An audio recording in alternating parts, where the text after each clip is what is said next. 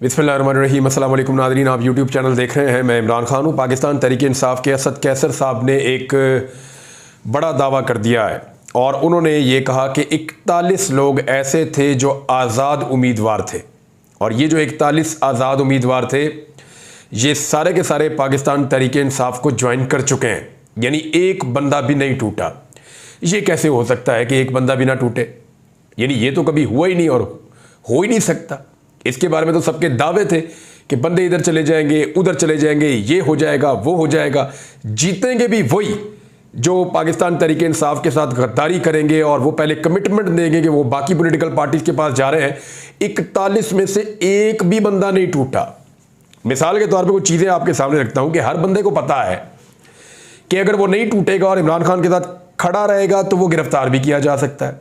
उसे पता है कि उसे जबरी तौर पे गुमशुदा भी किया जा सकता है, उसका कारोबार तबाह किया जा सकता है, उसकी फैमिली का कारोबार तबाह किया जा सकता है, मजीद मुकदमात उसके ऊपर बनाए जा सकते हैं, ख़ानदान वालों के लिए मुश्किलात पैदा हो जाएंगी, उसे नाअहल किया जा सकता है, बेशुमार मुसीबतें उसके ऊपर नाजिल हो सकती हैं इस मुल्क में अगर वो इमरान खान के साथ खड़ा रहा। फिर भी एक भी बंदा नहीं टूटा। और दूसरी तरफ लालच क्या थी? वजारतों की लालच, पैसे की लालच, ताकत की लालच, आइंदा के इंतखाबात की लालच, हर चीज की गारंटी और लालच दिए जाने के बावजूद एक भी बंदा नहीं टूटा। तो ये क्या किया? ये क्या किया इमरान खान ने कि बंदे टूट नहीं रहे। पाकिस्तान तो ऐसा नहीं था। पाकिस्तान में तो बंदे यूं टूट जाते थे, मसला ही कोई नहीं होता था।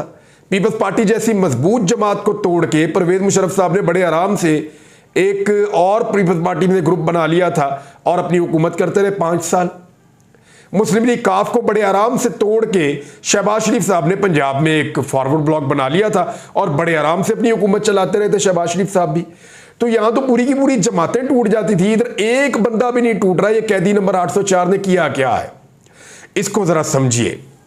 इमरान खान जो है ना, वो अब खुद अपने आप में एक सिस्टम बन चुका है। उसकी खुद की अपनी एस्टेब्लिशमेंट है। उसने पाकिस्तान के आम लोगों को ख्वाब दिखाए हैं और एक अजीब सा शहर उसने पाकिस्तानियों के ऊपर तारी कर दिया है, और फिर उसके बाद एक भी बंदा नहीं टूटा। ये पाकिस्तान में नहीं होता था। लोटे सरेआम फिरते थे। इमरान खान की अपनी पार्टी के अंदर लोटे बनते थे, लेकिन इमरान खान ने जो लोटों के साथ किया और उसके बाद जो पब्लिक ने लोटों के साथ किया 17 जुलाई 2022 को, उसके बाद एक हमने देखा पाकिस्तान में एक नया ट्रेंड आया। जो लोटा बनता है पाकिस्तान के लोग उसको छोड़ते नहीं, लोग जाग गए हैं। उनकी सियासत तबाह हो रही है। वो बैठ के टीवी चैनल पे कहते हैं जी हम अगर अपनी वफादारी बदलेंगे हमारे हल्के में लोग हमें नहीं छोड़ेंगे, लोग हमें मारेंगे, हमें जलील करेंगे। ये है वो बदलता हुआ पाकिस्तान जहां पे फैसले चंद हाथों से और चंद ओहदों के हाथ से निकलकर ये फैसले पाकिस्तानियों के हाथों में जा रहे हैं। This is called democracy. जमहूरियत यही होती है जहां पे फैसले पब्लिक की विल के साथ होते हैं। वहां फैसले बंद कमरों के अंदर नहीं होते। वहां फैसले चंद ताकतवर लोग नहीं करते, अशराफिया नहीं करती। वो फैसले 25 करोड़ पाकिस्तानी कर सकते हैं। तो अब फैसला जो है वो पाकिस्तानियों के हाथ में आ चुका है और सूरत हाल यकसर तब्दील हो चुकी है। ये किया इमरान खान ने इस मुल्क में। अब जो सुप्रीम कोर्ट ऑफ पाकिस्तान का जो फैसला है उस पर अमल दरामद के लिए इलेक्शन कमीशन ऑफ पाकिस्तान ने जुमेरात वाले दिन यानी 11 मुहर्रमुल हराम को अपनी मीटिंग कॉल कर ली और उन्होंने अपना इजलास तलब कर लिया है। यानी इलेक्शन कमीशन ऑफ पाकिस्तान को अब इसके ऊपर मुशावरत करनी होगी और मुशावरत के बाद पाकिस्तान तहरीक इंसाफ को मखसूस नशिस्तें देनी होगी और पाकिस्तान तहरीक इंसाफ के जितने भी 41 लोग हैं इनको पाकिस्तान तहरीक इंसाफ का बाकायदा हिस्सा बनाना होगा। 2 MNA रह जाएंगे जो हिस्सा होंगे सुन्नी इत्तेहाद कौंसिल के, जिनमें एक जो है वो साहबजादा हामिद रजा और एक जो है अली अमीन गंडापुर के भाई फैसल अमीन गंडापुर साहब। ये दोनों MNA वहां पे सुन्नी इत्तेहाद कौंसिल में रह जाएंगे और बाकी सारे के सारे जो है वो पाकिस्तान तहरीक इंसाफ का हिस्सा होंगे। अब आप आए इस बात पे कि इलेक्शन कमीशन क्या कर सकता है। देखिए, इलेक्शन कमीशन के ऊपर बहुत दबाव है कि वो सुप्रीम कोर्ट ऑफ पाकिस्तान के फैसले पर अमल दरामद ना करे। कुछ सहाफ़ी जो है वो ये क्लेम भी कर रहे हैं कि ये फैसला कर दिया गया है कि चाहे तौहीन अदालत लगे चाहे कुछ भी हो, इस फैसले पर अमल दरामद नहीं होने दिया जाएगा। लेकिन ये मुमकिन नहीं है। देखिए कैसे मुमकिन नहीं है, ये मैं आपको बता देता हूं। अली अमीन गंडापुर ने मखसूस नशिस्तें PTI के अलावा दीगर लोगों को देने से इनकार कर दिया था और हलफ नहीं लेने दे रहे थे। लेकिन उनके पास एक्चुअली इतनी बड़ी मेजॉरिटी थी कि जब भी वो हॉल से निकलते थे असेंबली से, तो असेंबली के अंदर कोरम ही पूरा नहीं होता था। उनकी मेजॉरिटी इतनी ज़्यादा है। तो पीडीएम की जमातें ये नहीं कर सकती। अगर पीटीआई के अपने लोग भी बैठे रहेंगे असेंबली के अंदर तो कोरम पूरा हो जाएगा, लिहाजा कोरम की निशानदेही वहां पे हो नहीं सकती, इन लोगों को बाहर निकाला नहीं जा सकता। एक बात तो ये है। दूसरा, इलेक्शन कमीशन ऑफ पाकिस्तान को अदालत ने साफ कहा है कि अगर किसी बात में कोई प्रॉब्लम है तो आके चैम्बर में पूछ लीजिएगा, आपको उसका जवाब मिल जाएगा।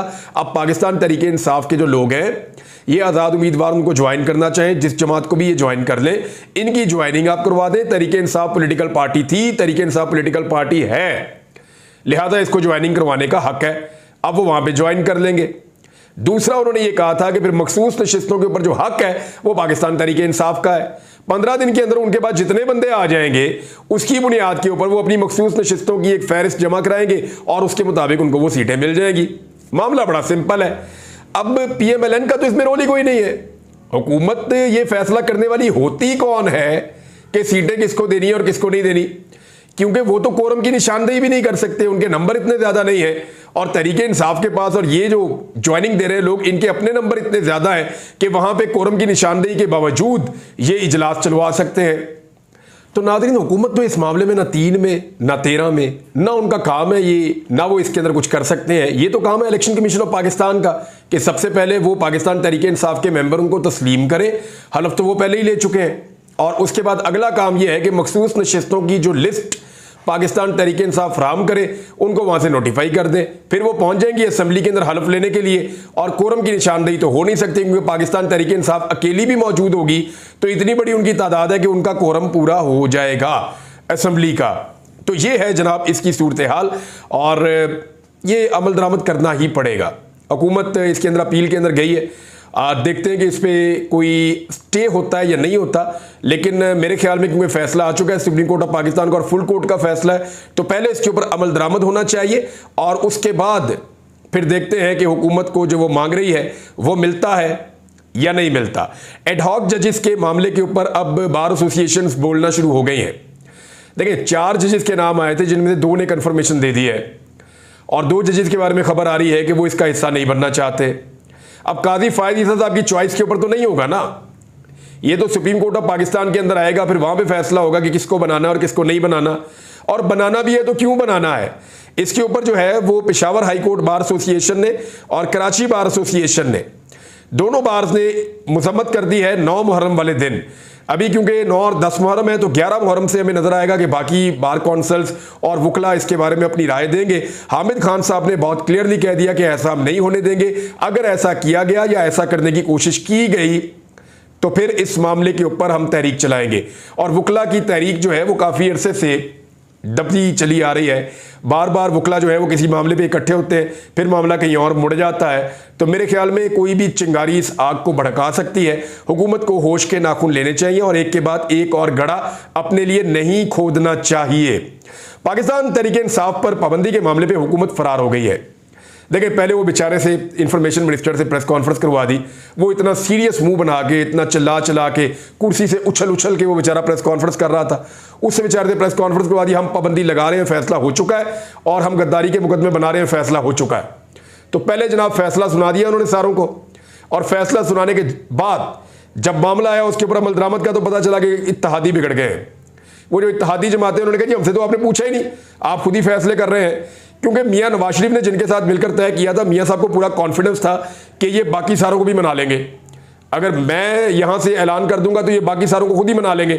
लेकिन वो बाकी सारे जो है उन्होंने इसके ऊपर बड़ा ठंडा ठंडा सा रद्देमल दिया। पीपल्स पार्टी ने कहा अब फाइनली कि हमारे लोग जो रद्देमल दे रहे हैं उसको ना माना जाए, बल्कि रद्देमल वही है जो आएगा पार्टी की तरफ से ऑफिशियली।